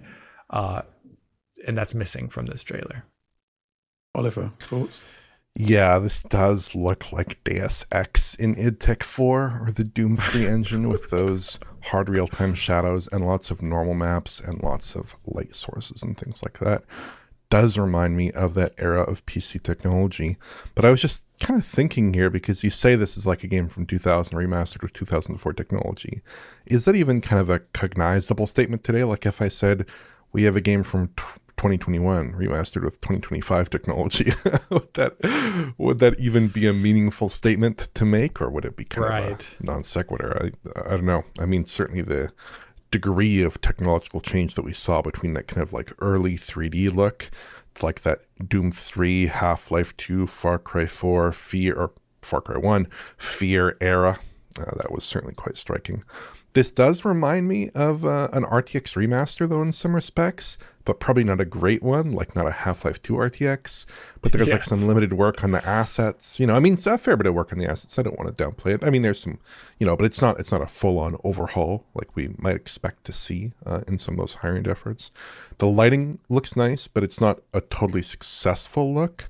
It also obviously doesn't have RT at all, which would be interesting. I'd love to see an RTX remaster, especially on the consoles where, you know, you do have that potential for like maybe, you know, path tracing, but in a very limited context, in the context of like a Quake 1 or a Quake 2 or a Half-Life, but not necessarily a Cyberpunk, right, on that class of console hardware. The other point of comparison that I thought was kind of potentially apt is the GTA Definitive Editions, just in terms of the way the characters look, that kind of waxy, plasticky look after you add in all this lighting, after you add in this specular detail. Does it look flattering? I don't think it necessarily does. Clearly the game was not built for that. I think it can look cool in some moments, but kind of like a lot of RTX remasters, it's like you're straying a little bit from that original intent. It certainly does not look like the game would look if it was built with like 2025 technology. Not to say that needs to be the bar, but for like a professional remastering effort that's probably had a lot of time and work poured into it, is that the result you necessarily want? versus like what you'd expect from kind of a fan effort with a couple of developers and some AI tools or whatever, I think there's probably a different standard, right? I think this looks cool, but I don't think it necessarily meets that bar. And if it doesn't meet that bar for players, generally speaking, I think there should be an option to play with the original visuals. Maybe remastered with some touch-ups, obviously high resolution rendering, different kinds of things would be nice, maybe high resolution texture art, but not with the full suite of lighting and model enhancements that we see here. Okay, fair enough. Well, it'll be interesting to see how this one progresses. But with that, let's move on. Okay, so let's talk about Silent Hill F. Our coverage went up last week, with the exception of coverage of the Xbox Series X and Series S versions of the game. Problem there being that we simply weren't provided with review code, which, as I discussed on last week's DF Direct, seems to be becoming increasingly a bit of a problem. Anyway, we did actually receive review code for the Xbox version the day after embargo. And Oliver, you spent some time taking a look at it. And obviously, we all want to know what you think about it. Yes. Well, PS5 and Series X, as expected, look fairly similar. There are some weird differences in image sharpness that are a bit odd. So PS5 is maybe a touch sharper in my comparisons when you compare quality mode. Xbox seems almost a little bit sharper, actually substantially sharper in performance mode. So I tried to get a resolution count on Xbox. Right. I tried. This game's resolution has been a topic of some discussion. It's very hard to get a resolution count with this game on most platforms, at least with TSR, because there's motion blur, the camera doesn't snap back, doesn't change perspectives too often. It's tough. So I wasn't able to get a resolution count, but it is subjectively a little bit of a different experience on PlayStation 5 and Series X in terms of image sharpness. For Series S compared to the Series X performance mode, the grass is simplified, the trees are simplified, and there's no luminous reflections anymore. So it depends on SSR instead. There are probably there are definitely some low-res textures in the mix, but overall it looks similar. Image quality, though, is worse than the Series X performance mode, so the internal resolutions here count to about 1080p, and I was actually able to count this mode in fairly easily, and I wonder if maybe it's using a different anti-aliasing, maybe in a TAA and not the TSR, because it is substantially easier for me to count, or perhaps I just got very lucky. Performance is interesting, so I did some testing in the beginning of the game. The PS5 has relatively few traversal stutters. It does have them, as Alex will, I'm sure, talk about, but they're not accompanied by frame time wobbles. They're more of the animation hitching variety. But if we go over to the Xbox platforms here, and I'm just testing the opening kind of 10 minutes of the game for a sense of where are the weak points here. I think it's a good variety of content. In particular, it's got some traversal through the city area, which I think allows us to observe some traversal stutter. The Xbox Series X in performance mode has these massive traversal hitches, and it's really kind of concerning. They extend all the way to like 66.7 milliseconds. Not very good there. The Series X quality mode is basically fine in my experience. It does not have these massive stutters, as is the PlayStation 5 quality mode, obviously. But then when we step over to the Series S, we do see some traversal stutters in the mix there as well. Not massive traversal stutters, but some traversal stutters. And we also see that in cutscenes, at least in this early area of the game, the cutscenes seem to be dropping down into the 20s. I got a low around 23 or 24 FPS in one cutscene sequence, 22 FPS even. That's not very promising. So it does seem like the Series S has some maybe GPU limited performance drops in these sequences that are a little bit heavier. During gameplay, I did not observe any issues. But yeah, just a real concern with traversal stutters in the Series X machines. And I do kind of wonder if that extends over to like some PC behavior that Alex observed, because at least in my telling, the PS5 version's traversal stutters are not that bad to me. But obviously Alex had a really bad experience with traversal stutters on PC, which I think we're seeing a little bit more on the Xbox side. So that's definitely a concern, at least when you're targeting 60 FPS in that Series X performance mode. Series S does not have a performance mode. It actually, technically, in the settings, it has a grayed out slider that says performance mode, but That's right. It's gray. I presume it's just a Series S mode. If anything, it maps much closer to obviously the other console's performance modes, or quality modes rather, in terms of actual game performance. So yeah, just a little bit of a concern there. Some weirdly lower performance in the Xbox platforms. I don't know if you have any thoughts, Alex, but that really struck me. Well, there's a couple of things that actually struck me about this footage. Just a quick question for you. Does the Series S version have the 30 FPS animation weirdness where you like walk and it looks like It does. stops? Oh, that's the other thing I forgot to mention is all of the consoles have that 30 FPS animation weirdness where when you start to sprint, the game almost slows down for a little bit. Kind of that kind of running start animation, you get a little bit of a slow down towards the end of that animation, perhaps. Really so that is bizarre. another concern where it feels really weird to control at 30 FPS at times because when you do start sprinting, you get that weird kind of response from the game. Yeah, bizarre. But yes, but getting back to the the performance, I find the traversal stutters like on PC. If you have a 9800X 3D or probably something high up Intel, you will be less bothered by these with a 60 FPS cap than you would probably be on any system because they're going to be the smallest on any system. But as soon as you went to like mid-range components, not everything is a 9800X 3D, people, right? So as soon as you went to mid or lower range, the size of those things starts getting a lot higher, where it's more commonly found in gameplay because it's actually happening all over the place, but it's a matter of whether or not they're disruptive versus the base frame time. And I think on the mid-range CPUs, that is much more of a concern. But I also saw the one thing I was watching this footage of Oliver, I would say the Ryzen 5 3600, when not CPU limited, didn't have as large as the ones as I saw necessarily the Xbox one. So that is a little bit concerning because usually we would expect the console CPU here to be at least broadly similar, even a little better than the Ryzen 5 3600, owing to lower level API access, more dedicated development time, to work around issues. That does not appear to be the case here.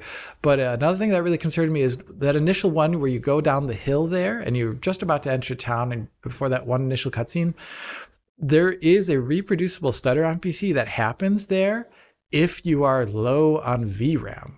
That I showed off in my video. I'm wondering if they also have like wrong, like this is me, I have no idea, but like I'm wondering if not only is it you're seeing traversal stutter there, but also seeing bad memory management for some reason on the Xbox Series X version, because on PC if you run in some areas and you have like an 8 gigabyte GPU and you have the highest level of texture set, you'll see additionally much larger, like within the realm of 50 to 66 milliseconds versus like a 33 millisecond stutter in that area. I don't know, but I just find it bizarre. I actually find it really like the Xbox Series X and the PS5 are so close to one another, and the maturity of the engine on both of them, it's like if you're just using stock Unreal, you should expect very similar, minus barring GPU limited scenarios, maybe like higher dynamic res on Xbox or something, which no one cares about.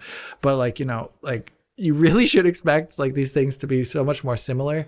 And to me, that makes me think to a slight degree that they definitely didn't spend as much time with the Xbox version to make sure everything was golden, like it is comparatively on the PlayStation version. So yeah, I actually do have one final concern here that your monologue made me think of, Alex, which is that I'm a bit more worried about the Series X and later sections, because the traversal stutters on PS5 in that early area, they were relatively minor, not too bad. Okay, they got a lot worse 2 hours in, 3 hours in, traversing through the city area in kind of those mid-game segments. Is that going to be the case in Series X? Is this just a prelude of much worse performance to come when we actually hit those segments? I don't know, and I don't have the time to test it out, but that's another concern of mine, because on PS5, it got a lot worse as things went on in some of those areas. Would that be the same behavior on Series X? That would be a troubling outcome if so. Yeah.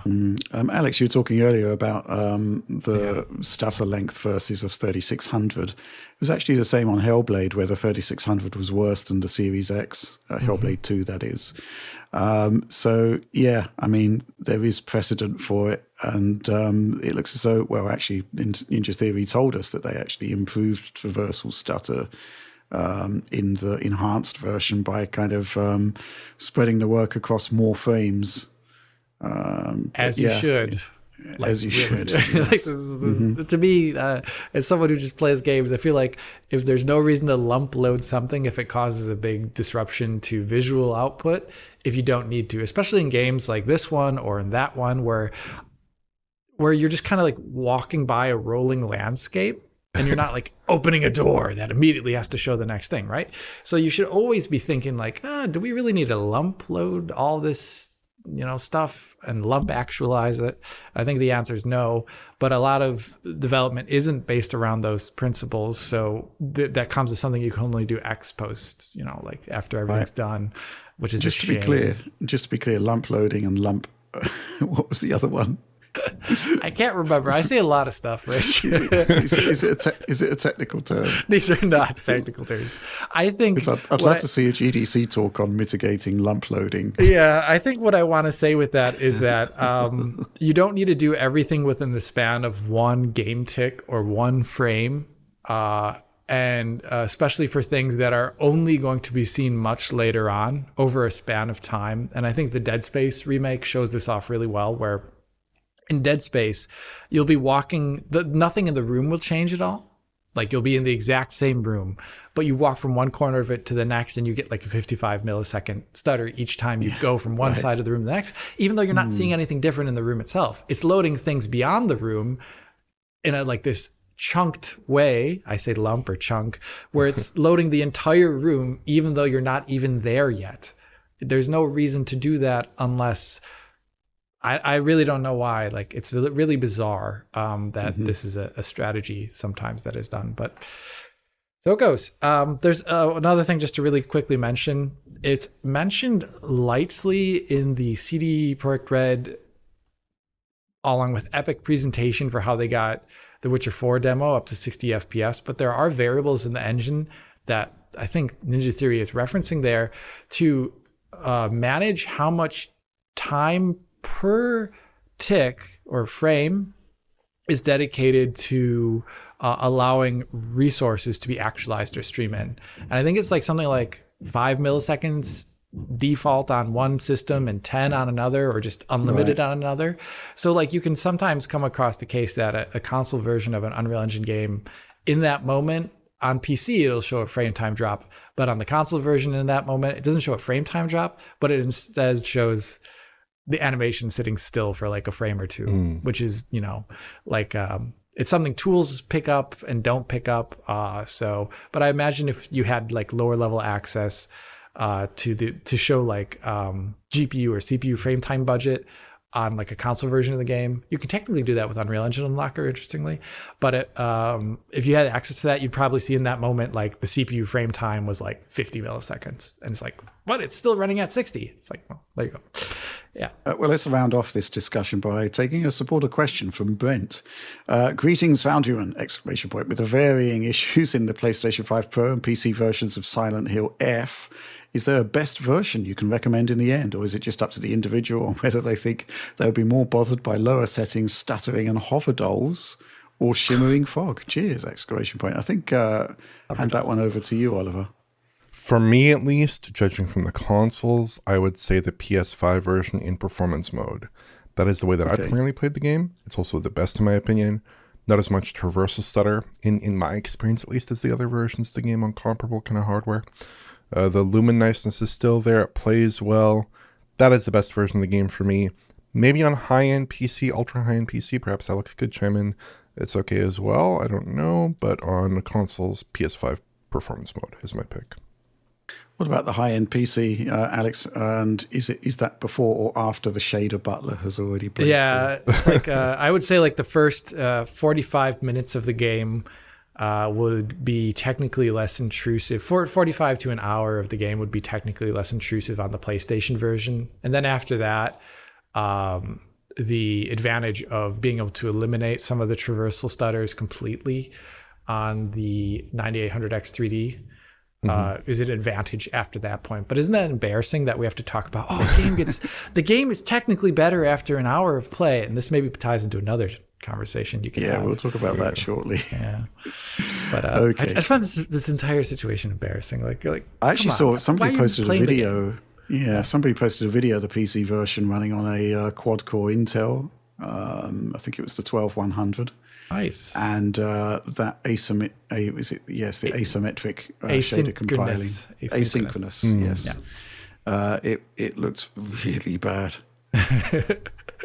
Really bad. But don't worry, after an hour, it's fine. Mm-hmm. Yeah. Sorry. Okay, let's move on to our final news story.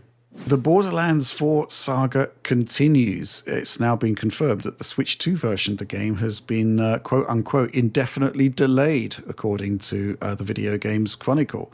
And, well, it's just the latest in a series of controversies surrounding this particular game. What do you think about this, Oliver? It's too bad, because this was going to be another Switch 2 data point for Unreal Engine 5. Because no Wii 5 game at the moment on Switch 2, like Alex and I noted in our video coverage on this a couple weeks ago, uses Lumen, Nanometer VSM, or appears to. This is a game that could potentially feature those things, although based on early showings, perhaps was not. So it wouldn't be a positive data point. Perhaps it would be a bit of a negative data point. But I think this delay is probably for the best, because this game is in a bit of a state on every platform it's shipped on up to this point, and I presume that might be the case for Switch 2 as well.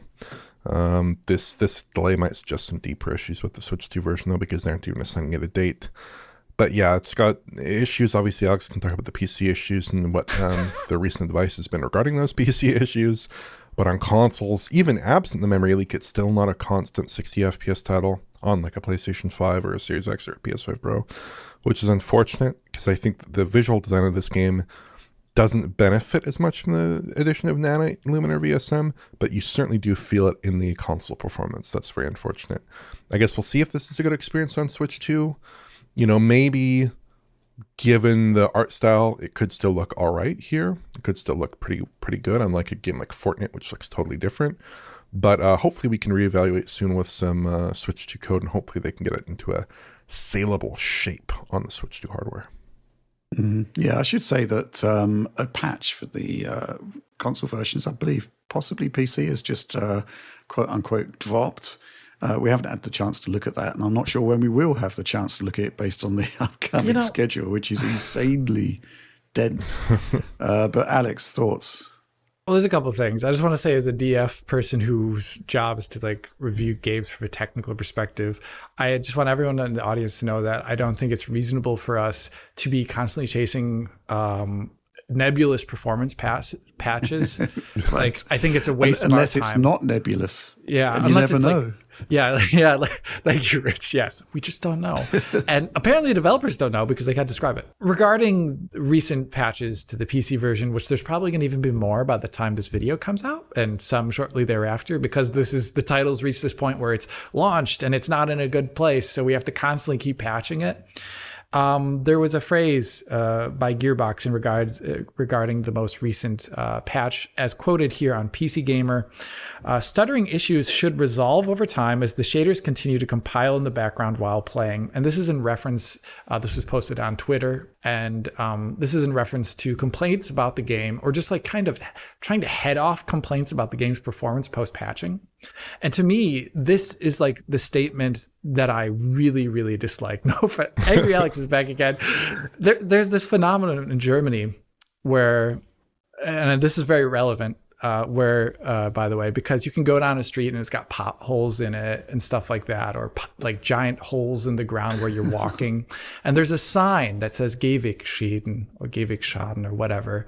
And they literally produce a sign that says this street has big problems in it. There's an entire factory that builds these signs.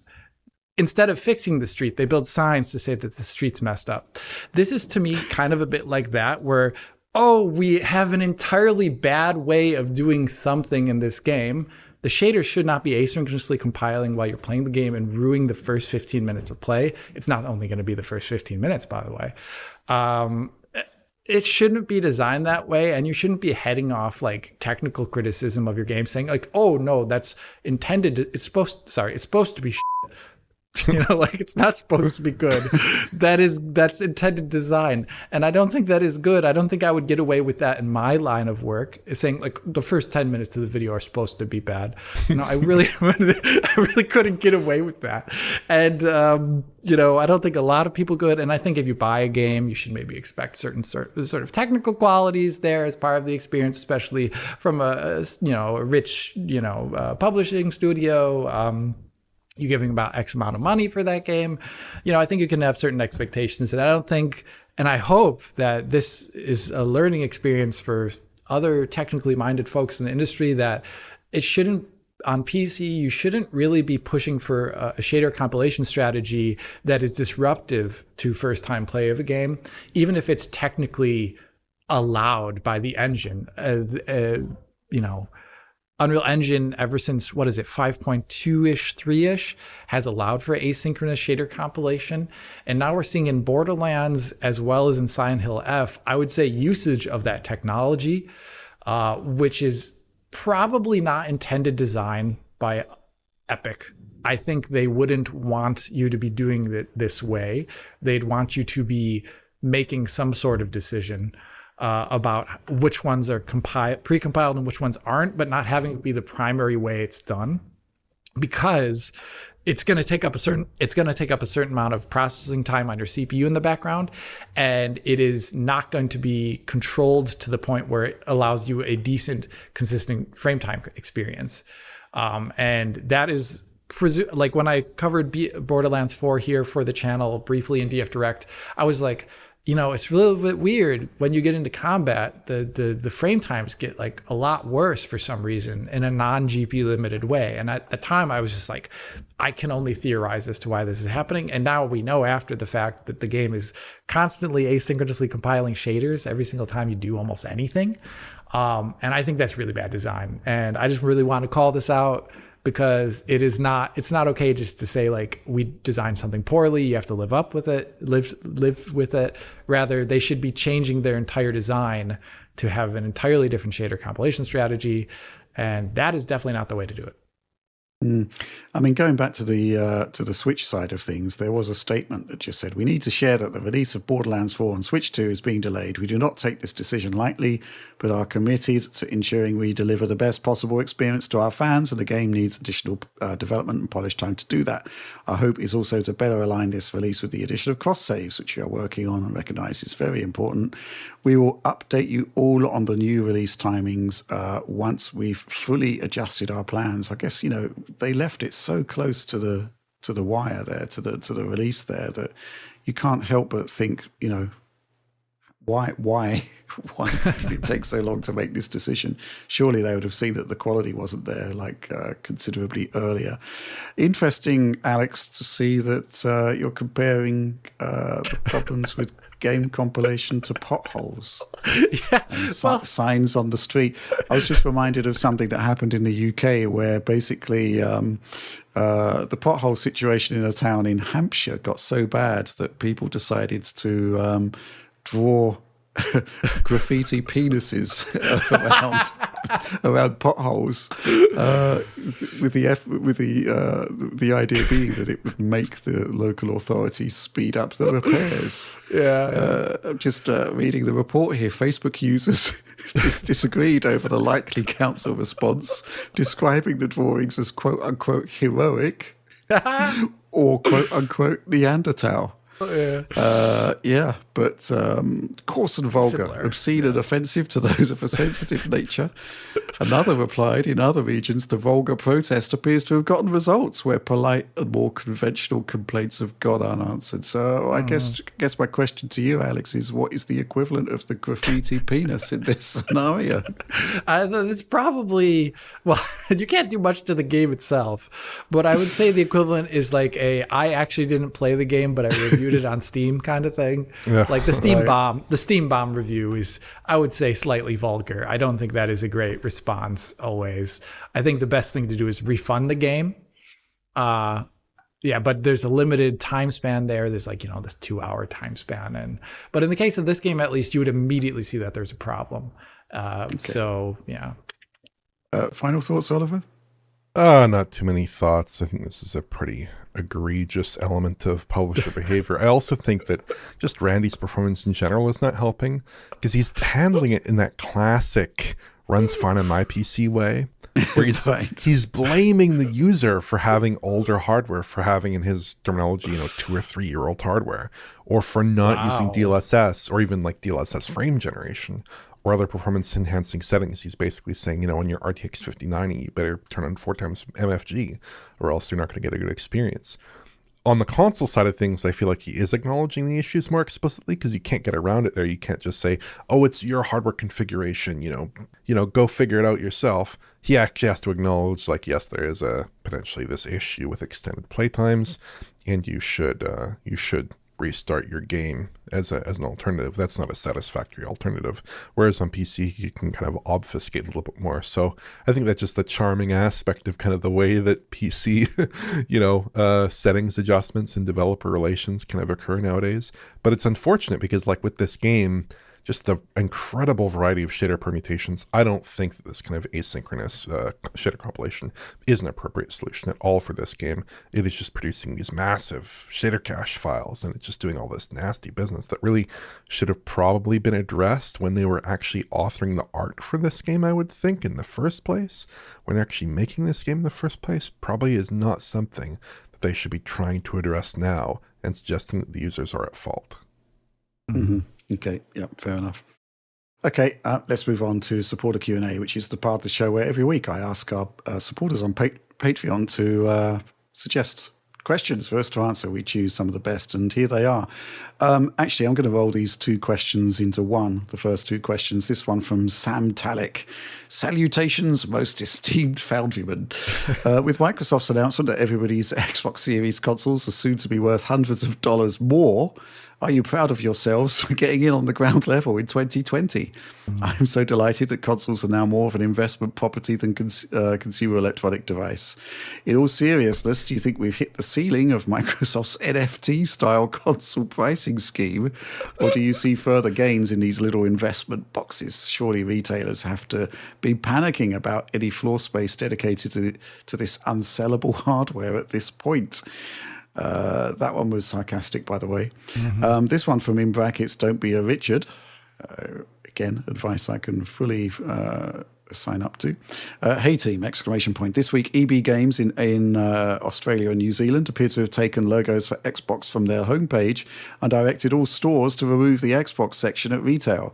Presumably this is in part response to Microsoft's continued push to digital. Assuming this isn't temporary, and it may well be, with Nintendo still having physical games and Sony rumoured to have optional disc drives for the PS6, do you think a lack of physical retail presence or marketing would place future Xbox hardware at a disadvantage? Looks like Costco in many regions and Sam's Club is also delisting or doing clearance sales on Xbox. While we're on the topic, the US Xbox price rises were something, weren't they? Well, there's the sort of contention that all of this is sort of related. And looking at those price rises, man, I mean, it's harsh. US, North America, Series S, 512 gigabytes, launched at $300, $299. It's now $400. The Series S, 1 terabyte, $450, up from $350. Series X, 650 of your US bucks, up from 500 in 2020. Series X digital, it's gone up from 550 to 600.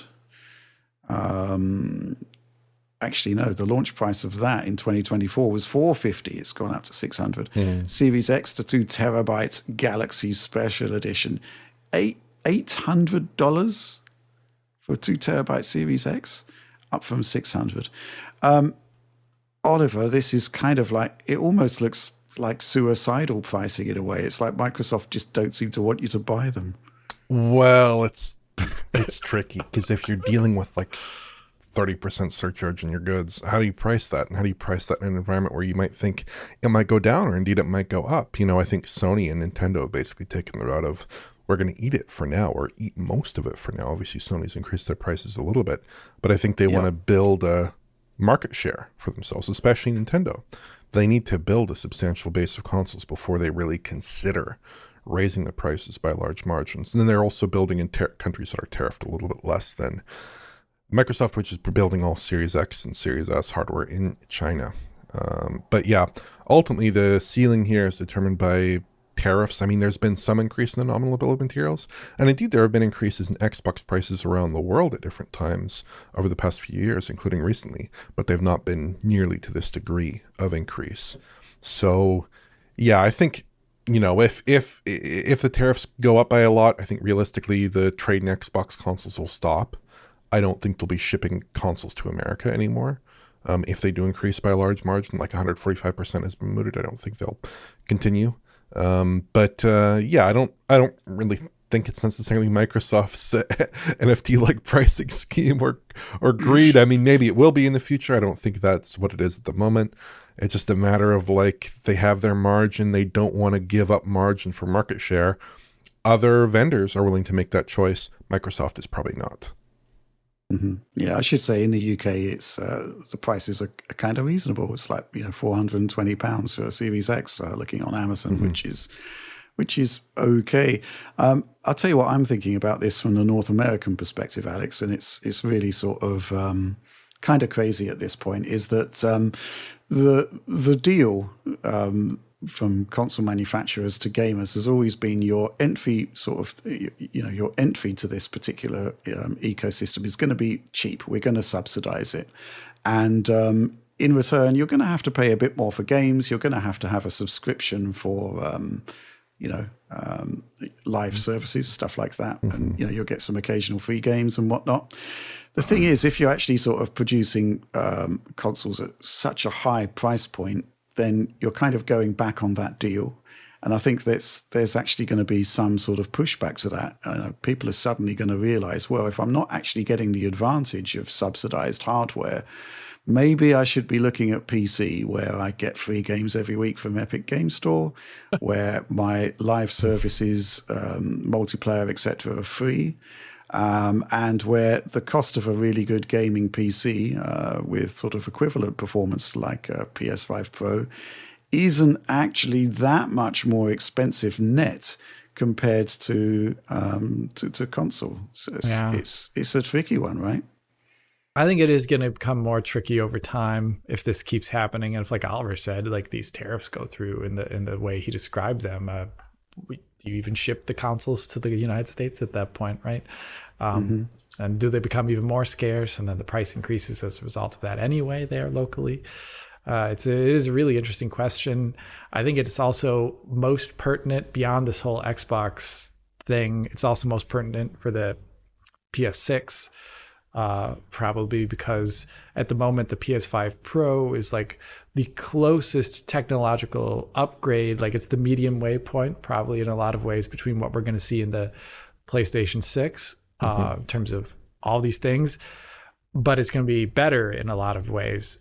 But to make it better with things not going down in price, like the components, like how does Sony sell that thing at a price that is cheaper potentially than the PlayStation 5 Pro? And that is a question that I think we're going to have to be talking about a lot more over time as we get toward the announcement and launch of that console, whatever that may be.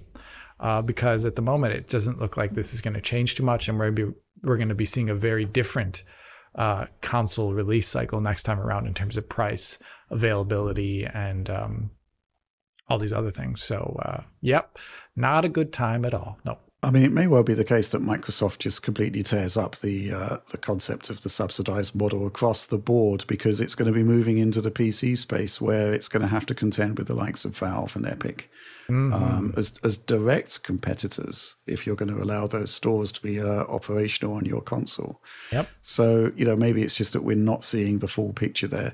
In terms of the physical market and the concept of going into a shop to buy your console or buy your games, I don't think it's a priority for Microsoft for exactly that reason. If they're looking to align more with the PC market, kind of makes sense, I think. I don't know, but you know, I'm pretty sure things will shake out in due course. Let's move on to this question from Gorguts. Yes, DF gentlemen! Exclamation point. Recent links are pointing towards an imminent release of Microsoft's own multi-frame generation solution. However, what troubles me is the slow adoption of XeSS frame gen into games as opposed to DLSS or even FSR. Can XeSS multi-frame gen convince more developers to adopt XeSS and convince more consumers to buy Intel? Tricky one, right, Alex? Yeah, this is a hard one because, there's oh God, this is actually a hard one. If you don't have a lot of market share, the incentive for developers to support your semi-proprietary technologies is not necessarily there, right? Chicken, egg, what do you do? And in this case, there would have been two scenarios that could have maybe changed this. Does anyone remember what DirectSR was? Has anyone seen that used? I don't think so. I might be wrong. I don't think you don't that really it was know, used. do you? No, I don't know, but I don't think so at all.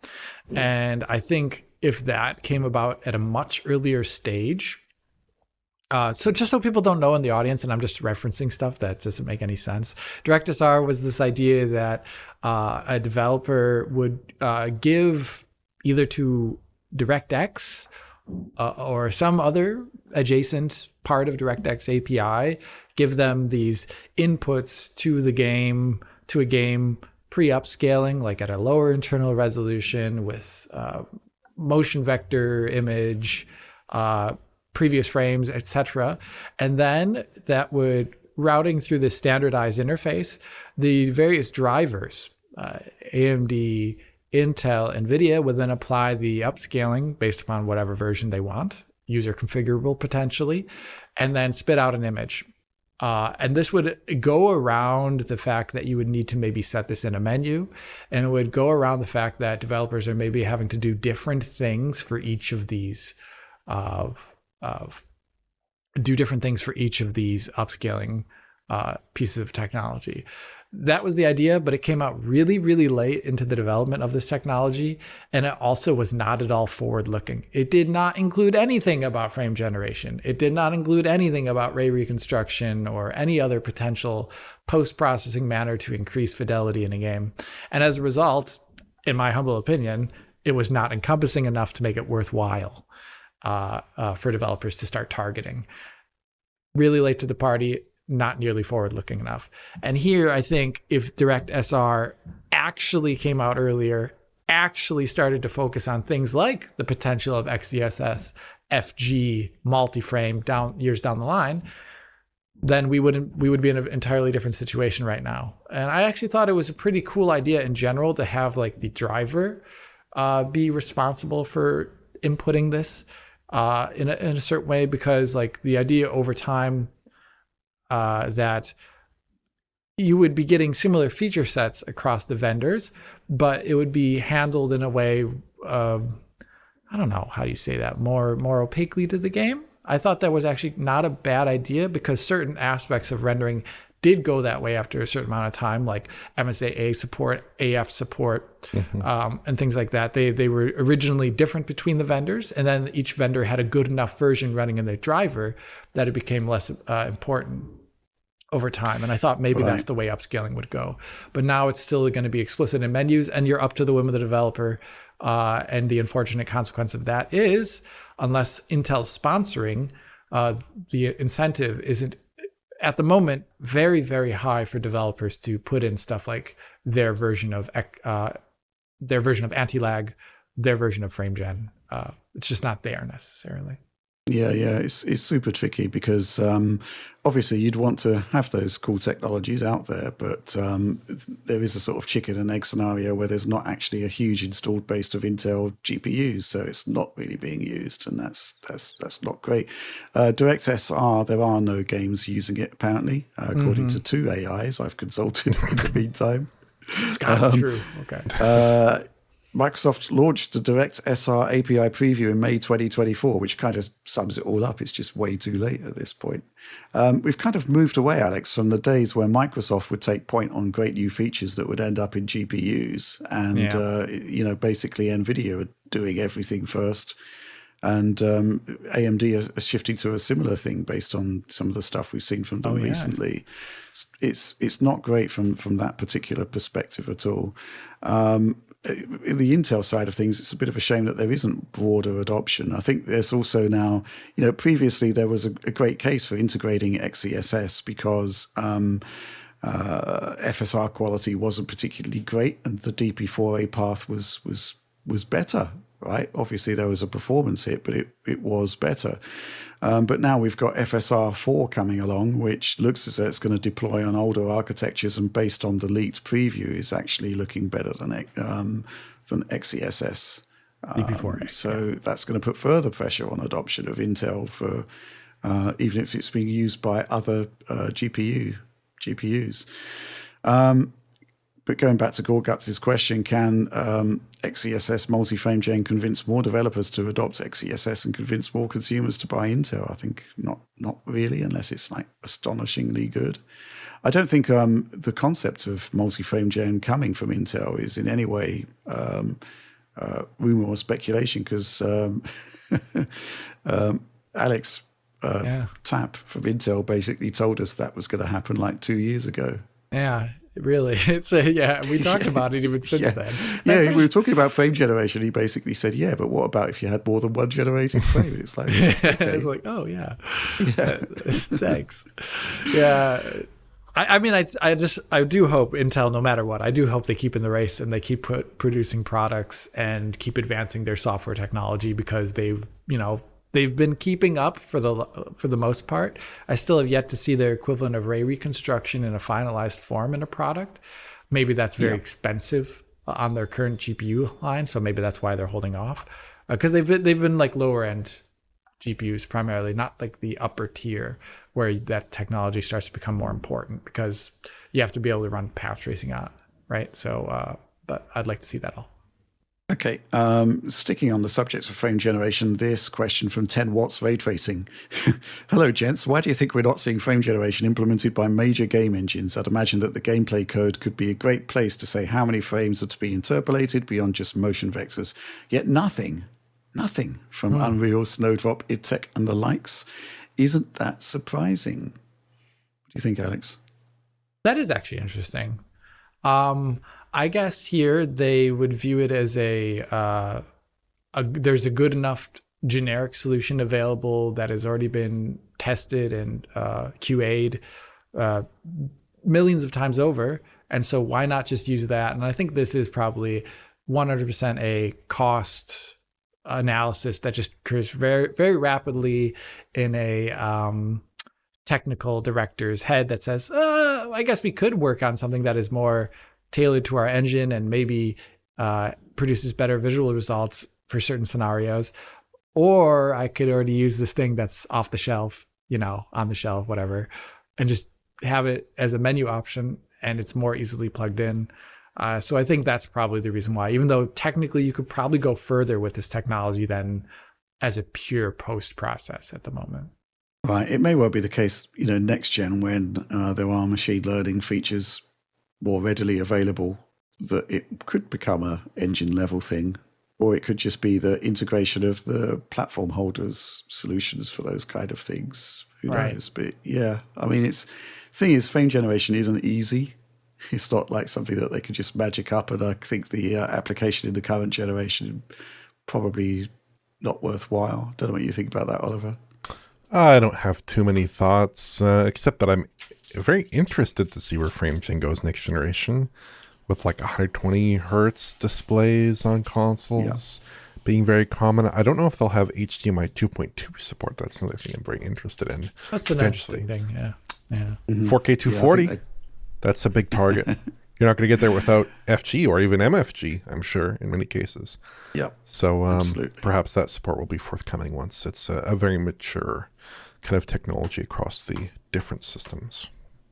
Let's round up with the final question of the show. This one from Statistical Barista. ADF crew, do you think with the rise in mid-gen upgrades and cross-generational games, it is time for consoles to allow for some PC-like settings?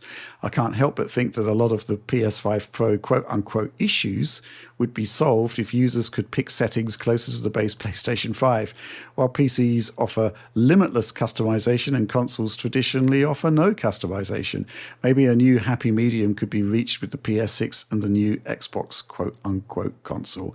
Wasn't that long ago, even picking between quality and a performance mode was unheard of. Probably a red rag to a bull for you, Oliver, in your quest to rationalize console performance modes. But what do you think? Well, the one thing I will give this user is that if developers want to put in an unlocked mode into their software, I think that accomplishes most of what people want out of cross-gen settings tweaks without a large cost necessarily in terms of QA time or whatnot, and without it really hindering the user experience. If you look at a game like, for instance, Dying Light the Beast, which is out now, if you look at a game like The Last of Us Part 2, if you look at any of many Sony titles have unlocked VRR modes, for instance. And I think PS6 itself will not be an overwhelming upgrade over PS5. So if you're getting like maybe 50% better performance and backwards compatible software on a PS6 relative to PS5, just spitballing here potentially, getting an unlocked FPS game and getting a higher frame rate, I think that's exactly what you want out of the console without a bespoke patch or something similar for PlayStation 6. And it's worth putting a couple of this user's issues into context, specifically this issue around the PlayStation 5 and potentially some PS5 Pro games that are not operating as well as their PS5 counterparts. There are only a few games that are really falling into this category, and pretty much all of them have been addressed through patches like Jedi Survivor, Alan Wake 2, Star Wars Outlaws, Silent Hill 2, etc. In some cases, those have been comprehensively fixed through changes to PSSR, through changing over to another upscaler. In some cases, they've been fixed by offering users a choice between FSR and PSSR. The only exception to that, really, that I can think of that's a really major exception where there is a big problem is Silent Hill F, and I think that will be fixed in time. I think the issues are profound enough, obvious enough to anyone with a set of eyes, as Alex put it somewhat derisively, that they will be solved in time. Secondly, kind of around this issue, I think most players are not going to educate themselves around game settings or on the upscaling solutions that are available. I don't think that they should be expected to on consoles. Most players just stick with the default. And yeah, it's a lot of extra work for QA if you are adding in settings. I mean, infinite settings permutations on consoles, this sounds like just a complete recipe for disaster. Making sure your game works well with every permutation, doesn't crash, can pass the TRC technical requirements. This is a huge burden. This is not practical, I think. So ultimately, I don't think this is what consoles are about. If you want that, go over to PC. But I think there is some room to say, like I'm fine with 30 FPS mode, 60 FPS mode, 120 FPS mode, whatever. I'm also very happy to see game developers say, hey, we're going to give you an unlocked mode that maybe now is you're going to do a little bit for you, not going to do that much relative to just like a locked 60 FPS mode. Maybe when you have your PlayStation 6 in 3 or 4 years, you'll be really thanking us that we included that mode. Mm-hmm. Yeah, I think in the case of the professional, it's the case that some games have launched with issues, and if you'd had like a system level switch to just say ignore the pro code path and just accelerate the base PlayStation 5 code path, it would have effectively addressed that problem. Oh, certainly with Silent Hill. I agree. But I also don't want to encourage people to do like experimental PS5 Pro modes. It just seems like, And it also opens the door to people just not really bothering with PlayStation 5 Pro specific modes, which I don't think is a particularly great idea. There's been a couple of things that have snuck through recently. A couple of games that have snuck through where there doesn't seem to have been any meaningful attempt to address the pro hardware, which isn't particularly great. Alex, I suggest that you're probably addressing this topic from a perspective of supreme indifference. But what do you think? Well, I think Oliver's right in a lot of ways there. I have obviously different preferences, but I think there is slight precedent for ideas about this, like with regards to how you can play PS4 titles on a PS5. I think the ability optionally for the user to play a PS5 game on a PS5 Pro wouldn't break too many backs. I also think maybe the idea, they have that image upscaler, single frame image upscaler that they allow for like PS4 titles, right? Mm-hmm. And that is like Sony saying like, hey, we're going to allow you to do something optional with your catalog of games to enhance the visual quality of them that wasn't intended by the developers. I think there could be a bag of those kind of things that Sony could offer as part of the PS5 Pro package. And I think that wouldn't, especially if it's already on a niche console and it's already expected that the user has a certain higher level of technical acumen. It's called professional after all, like maybe there could be a subsetting in the display options that has like that kind of a thing, as well as a couple of other functions that normal, like 90% of console users would never touch, but maybe 10% would say, actually, I'll try this out. Kind of like ALLM. I think unless it's auto configured, I don't think a lot of people are going to touch something like that. So, right. Yeah, I kind of liked what The Last of Us Part 2 did, where, it just kept the old modes. You could use them if you wanted to. Yeah, that's not bad. You didn't really want to. I think the point of that was simply so users could see what an improvement the Pro console was giving, so a different sort of perspective on why it's there. But no reason why it shouldn't be in there for other titles, I don't think. Yeah. At the time, I remember, because I was actually at a showcase event when they showed off these games for the first time to the press. And at the time, I was like, are you guys going to keep that in this build? Like, are you guys going to keep that switching behavior in the build? It has some utility in the final build because you do get that increased margin of performance on PlayStation 5 Pro. You get a higher frame rate there. Can be useful relative to the Pro Enhanced mode, which does not necessarily run better than the base console would in its equivalent performance mode. Mm-hmm. Okay, good stuff.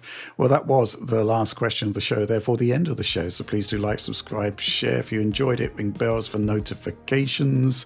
But yes, please do consider supporting us on the DF supporter program, patreon.com/Digital Foundry, and various merchandising items on store.digitalfoundry.net. But that's all from us for this week.